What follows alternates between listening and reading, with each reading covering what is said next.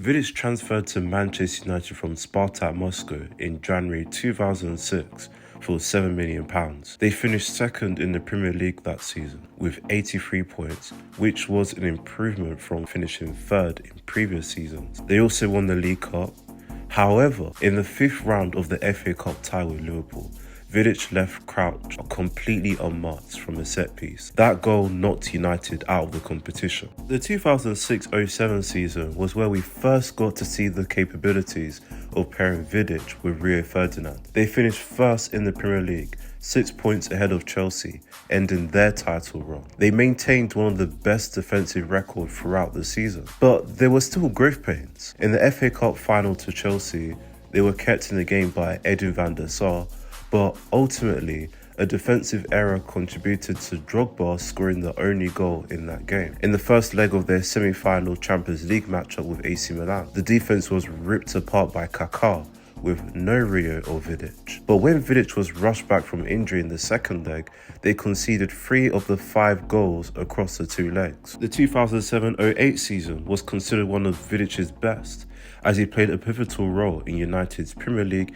and Champions League victories, and gained recognition as one of the top defenders in the league, earning the place in the PFA Team of the Season. They won the Premier League, 2 points ahead of Chelsea. They actually had one of the strongest defensive records, conceding just 22 goals, plus 58 goal difference. Conceded just 6 goals in 13 games in the Champions League. Vidić was a key player in what was a largely uneventful final win against Chelsea, particularly in the second half, as United's defense held strong. In the closing stages of extra time, Drogba received a red card for slapping Vidić, and the game was decided on penalty. Shortly after, Vidić signed a 5-year contract extension with the club. However, the lowest points from that year were domestic cup exits to Coventry, where most players, including Vidić, were rested, and Portsmouth in the League Cup. Manchester United had multiple chances to score, including an attempt from Vidić blocked on the goal line. No shot was getting past this insane Portsmouth defense. And Thomas Kuszczak, who was subbed in for an injured Van der Sar in goal,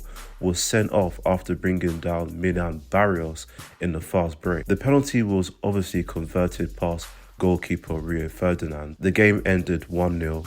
Portsmouth later lifted the League Cup trophy. The next season, 2008-09, they won their 3rd consecutive Premier League title, equaling Liverpool's 18. They had a significant unbeaten run, a run of 14 clean sheets, and a series of crucial wins. They beat Chelsea 3-0 to start 2009, with Vidić scoring the team's opening goal from a corner flicked on by Berbatov. A lot of that credit from that season goes to Vidić and Ferdinand, but Van der Sar often bailed these guys out, and so did United fan referee Howard Webb, who awarded Manchester United a controversial penalty after trailing Tottenham Hotspur 2-0, igniting a 5-2 comeback win. One of multiple controversial penalty decisions in favour of United that season. Vidić was also awarded Player of the Season in the Premier League for his impressive defensive record performance. His aerial ability and physicality was impressive and well complemented with Ferdinand's pace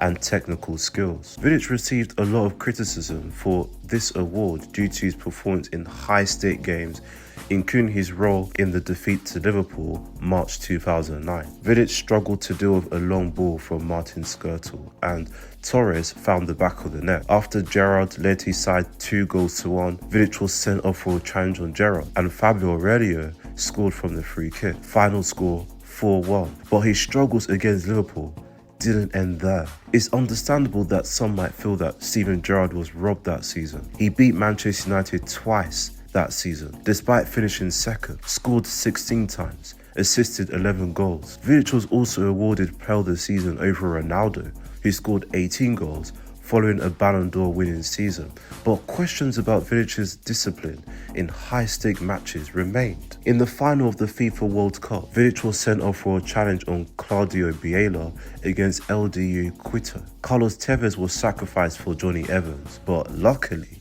Ronaldo was able to connect with Rooney to score the winner. With the suspension, Vidić missed the first leg of the round of 16 matchup with Inter Milan, which ended 0-0. But with Vidić back in the lineup for the second leg, secured a 2-0 win to make the final. In the final, Barcelona defeated Manchester United 2-0. Samuel Eto'o scored the first in the opening 10 minutes. Messi scored 60 minutes later. Xavi achieved man of the match, just dominated United's midfield. The 2009-10 season. This season saw a dip in form due to injuries and inconsistent defensive partnerships. The fans witnessed rotations with Johnny Evans, Gary Neville and Johnny Shield. They conceded more goals than previous seasons. Despite this, Vidić managed to contribute significantly but faced continued criticism for performances against rival teams. They finished second in the Premier League but only 1 point behind Chelsea, who had a better defence that season. They dropped points in the 2-2 draw with Sunderland, trailed throughout the game. Of all people, Anton Ferdinand slotted an own goal and Kieran Richardson was sent off in the 85th minute. United were lucky to not lose that game. Wolverhampton were fined £25,000 for selecting a weaker team against Manchester United in December 2009, and I'm sure they weren't the first or last team to do that. I said Vidic's struggles against Liverpool will continue, and it did. Fernando Torres outpaced him for the first goal, and he received 2 yellow cards within the last 15 minutes of the game. Third consecutive stinker against this team. They managed to win the League Cup with Vidić, starting with Johnny Evans, but an early foul by Vidić gave Aston Villa an early lead as he luckily escaped a red card. Some crucial saves by Thomas Kuszczak kept them in the game, but Rooney came off the bench to secure the win. In the Champions League, they were eliminated by Bayern Munich. Vidić was unable to block this volley from Robben. Bayern progressed 4-4 on aggregate. In 2010-11, Vidić bounced back to what was one of, if not his best season in his career, becoming one of the top defenders globally. He led United to their 19th league title, surpassing Liverpool's 18. They were unbeaten at home, but did struggle at times away. He was named Player of the Season for the second time and showcased strong leadership on the pitch as captain. 15 clean sheets, 5 goals, including a crucial header against Chelsea. Despite how good he was defensively that season, there was surprise that Berbatov or Tevez didn't receive Player of the Season over Vidić, as they both scored 20 goals each in the Premier League alone. Vidić was also lucky to not receive more red cards than he should have, including his challenge on Demba Ba against West Ham and this handball defending Robin van Persie. One of the lowest points is Manchester United losing again to Barcelona in the Champions League final 3-1. United had one shot on target.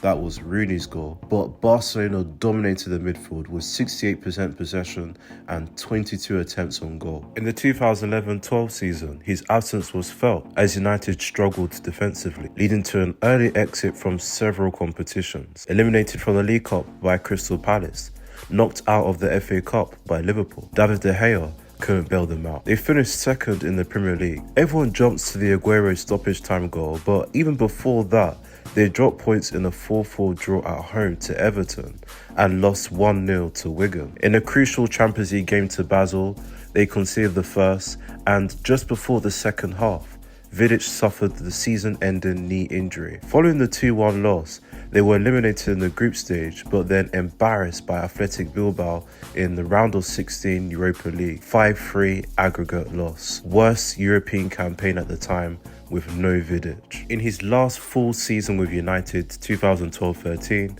Van Persie's arrival revived the attack, and Vidić contributed to winning the club's 20th league title, 11 points ahead of City. Vidić had a strong game against his nemesis Liverpool, a game in which he scored, but they faced challenges with an aging squad and struggled at times defensively, conceding more goals than any other top 6 team. There were lucky moments too. In their 3-2 victory over Chelsea, the Blues already had 10 men, and Fernando Torres wrongfully received a second yellow for diving. Javier Hernandez scored the winning goal that was clearly offside. Ashley Young was criticised throughout the season for advantageous diving. There were questions about Vidić and his effectiveness as he aged, and with injuries and missed games, he was excluded from the EPL 100 player ranking. Under David Moyes in the 2013-14 season, Vidic's final season was disappointing as United struggled significantly. They finished 7th in the Premier League, failing to qualify for European competition since